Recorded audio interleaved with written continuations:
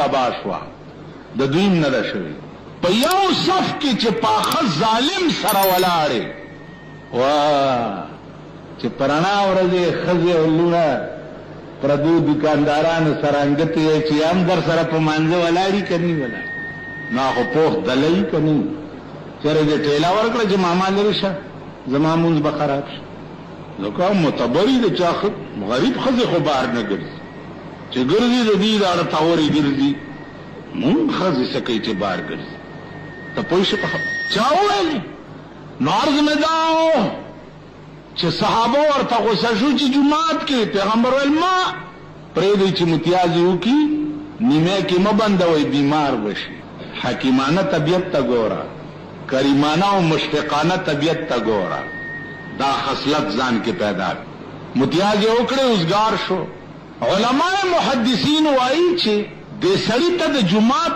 آداب نو معلوم ځکه په جومات کې متیازې وکړې غالبا مولانا عبدالحق محدث دهلوی رحمت الله علیه لیکلي دي چې خبره دا نه وه خبره دا وه دا باندې چې عاشقو د جناب محمد رسول الله صلی الله علیه خیال یې وکړو چې متیاز هم درلې او د معشوقې بیان هم جاری دی که متیاز ولځې نو د معشوقې بیان در نه فوت کیږي که نه ځې هلته ټینګېدی نه شې نو راشه متیازي جومات کې وکړه جومات به بیا هم پاک شي او به یې وینځې او که دا بیان در نه تیر شو د دې تدارک بیا نه شي کېدی تاسو خیال راکړئ خبره د والهانه عشق وه چې جومات دې پلیت شي خیر دی خو چې د معشوقې بیان در نه فوت نه شي دا عاشقانه مزاج و د دې بل عالم دی او بل دنیا ده چې مونږه په هغه طرف هم تیر نه یو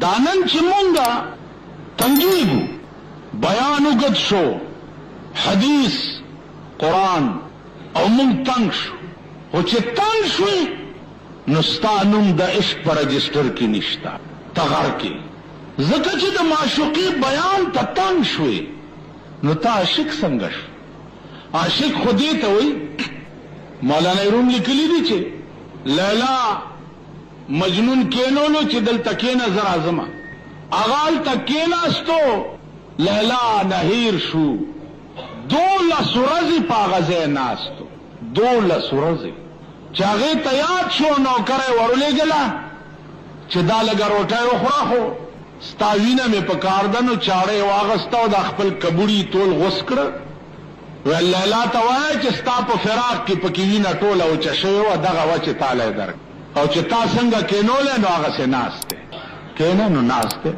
پاسې به نه که پاسې دې خو لاړې غرق شې که نه ودرېږه نو ولاړ به کېنه نو ناست به څمله نو پروت به که دې اړخ واړولو معامله خرابه شو اوس دا زمونږه منځونه دي یا دغه دي یا دا مونږه تاسې دي تاسې دي منځ خو زمونږ به اعلی منځ وی چې حضرت علی باندې به تورې اثر نه کول او چې څه وخت کې قتل کېدو صلاح ورته وشوه چې دی په منځ ودرېږي نو بدن نه موم جوړ شي تاسو وایئ په ایمان دا منځګزار حضرات ټول چې ترې تاسو مانځه کې جړلي دي جړلي او ولاړې په پته نه بس نیت وتړاو یا دا شیخان صاحبان نیت وتړي دا سیدا ګوتې نیغې رانیغې کوو په مړي که 10 کاله جاړې را ژوندی بیتي نو عزیزانو ستاسو ورخ اوبه وړی دی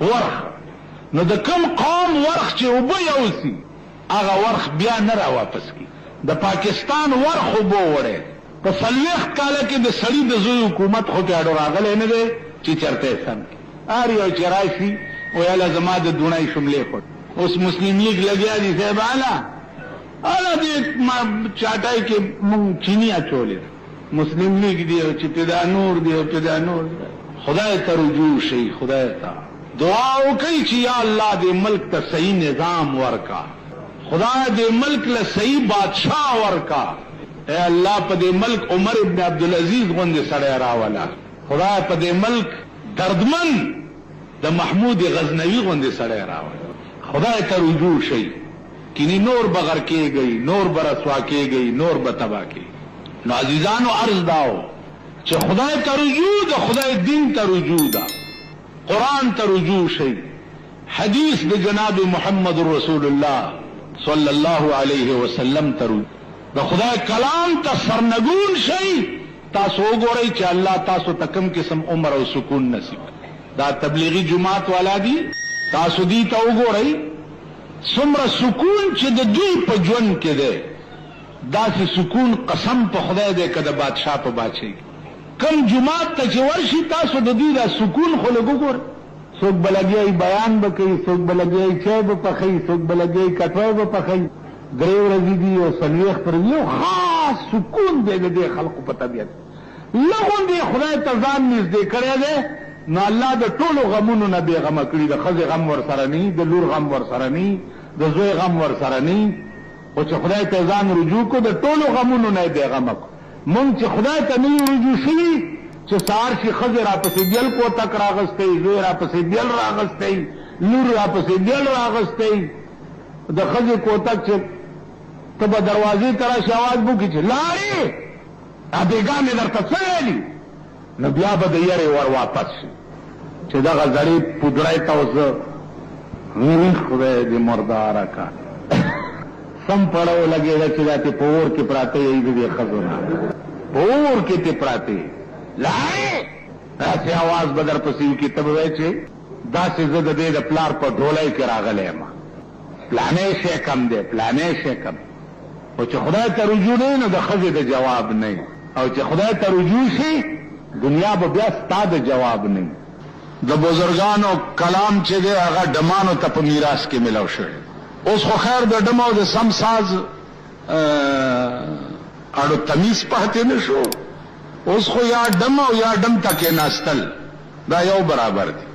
کم خلق چې شپه ورځ ډمتوب ته ناست دي، شپه ورځ، دغه خلق اصیل خلق نه دی، دا شریفان نه دي، او نه شرافت دی ته وایي چې شپه ورځ ډمتوب ته ناست.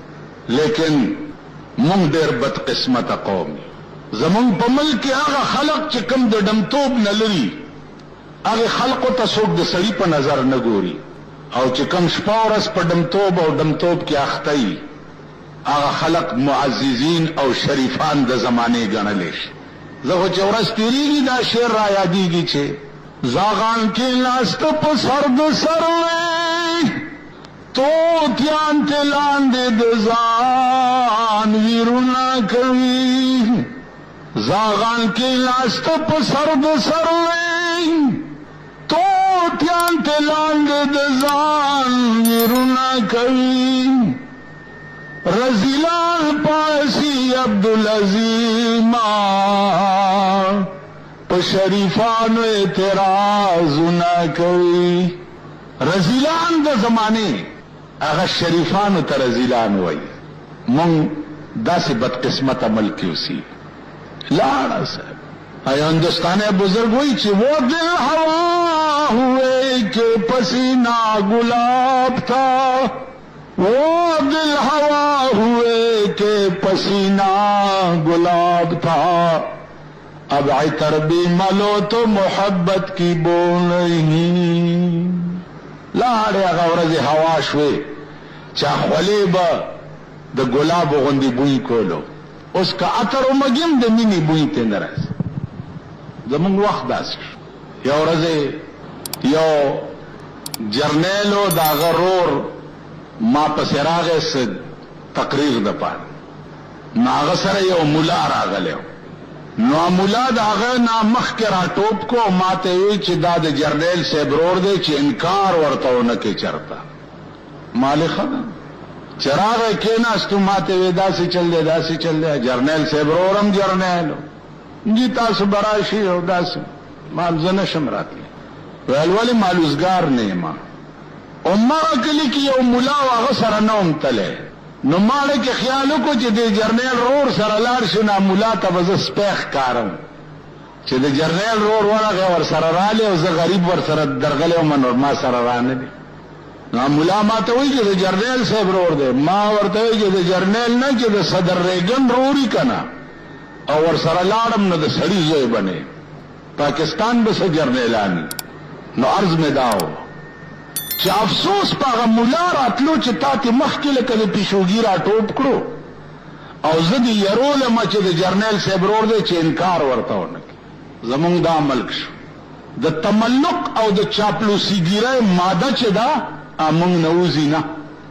یو سړي سره په دې نیت باندې خې خبرې کول چې دا دولتمن زیات دی نو دغه سړي کې ایمان نه. یو سړي ته په دې نیت پاسېدل چې دا دولتمند دی نو درې سي ایمان د دې سړي نه لاړ شي. قدر او احترام د هر چا کوه، عزت پړ کې د هر چا ساته. تاسو خیال راغی باقی په دې نیت د چا قدر کول چې د سره پیسې او دولت ته نو بیا دې سړي کې ایمان نه. مونږ په دې قهر په پاکستان کې اخته یو چې اهل دنیا مونږ ته معزز ښکاري اگر کا خزه بمباجی غږی لونه بمباجی غږی او پیسې ور سره دي نو بس مونږ کې ایمان نشته. مونږ غر کې زمونږ بیړی تباہ ده. اوس ایمان شته او نشته دا پته به ټولو ته ولګي چې سترګې پټې شي هر شی به درته ښکاره شي. داسې یو کاپی بلاس کې درکړې شي چغې به کې چای های لم اوت کتابیه خدای چې دا کتاب خو ما له راکړلی شوی نه وی. او داسې خلق به مې چې کتاب لاس کې ورکړی شي آواز به وکړي چې ها اقرؤوا کتابیه او خلقا راشئ زما بیړه پار شوه دا زما کتاب پړاو کوي زما بیړه پار شوه. لیکن مونږ به هغه خلقو کې یو چې لم اوت کتابیه کاش چې دا کتاب خو ما ته اډو راکړلی شوی نه نو مونږ به هر څه پته ولګي چې سترګې دې پټې شو ټول رڼا تیاره به وګورې. یو لوی زنار به وي چې زمونږ په غاړه کې به پروت وي لوی زنار به وي. الله دې امان راکړي. نو عرض مې دا عزیزانو چې قرآن کریم دا الله کلام دی هغه کې هیڅ تعارض نشته. بعض علماء ویلي دي چې قرآن کریم کی ترتیب نشتا. حضرت تھانوی رحمت اللہ علیہ لیکي چې ترتیب پکې ده تاسو په پوهیږئ نه.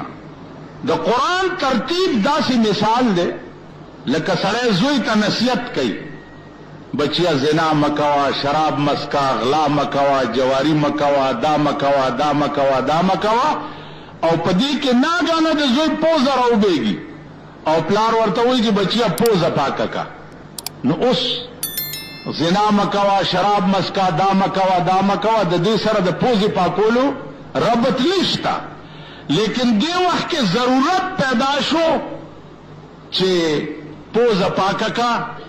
هغه تقریر په خپل ځای دی خو دا پوزه دې رابېږي ګرینګ به دې خوله کې لاړ شي. قرآن کریم داسې مثال وقتاً فوقتاً سردار کونین صلی الله علیه وسلم ته یو مضمون روان دی او ناګانه پکې بل ضرورت پیښ شوی. پیغمبر ناسته یو مجلس کوي صحابه وتا او پدې کې یو سړی راغی او تپوس یې وکړو چې یا رسول الله د ښځې چې حیض وشي مونږ ته څه کول پکار دي. حضور علیہ السلام اسمان ته وکته او یې فرمایل چې اوس به جواب راشي. جواب راغی چې یسألونک عن المحیض قل هو اذن فاعتزلوا النساء. تپوس درنه د حیض وکړو ته ورته وایه چې دا یو پلیتی ده دغه وخت کې ښځې نه یو طرف ته اوسېږئ. مجلس یو لګېدلی سوال بلو شو جواب د هغې راغی. مجلس لګېدلی دی یو سړی راغی چې یا رسول الله دا میاشت ولې وړېږي او لویږي نور په یو حال دی او میاشت کله وړه شي او کله لوی شي. جواب راغی چې یسألونک عن الاهله قل هي مواقیت للناس والحج. د سپوږمۍ تپوس درنه وکړو چې وړېږي او لویږي ولې ته ورته ووایه چې دا دې لپاره چې تاسو د میاشتو د کلونو او د حج حساب پې ولګوئ.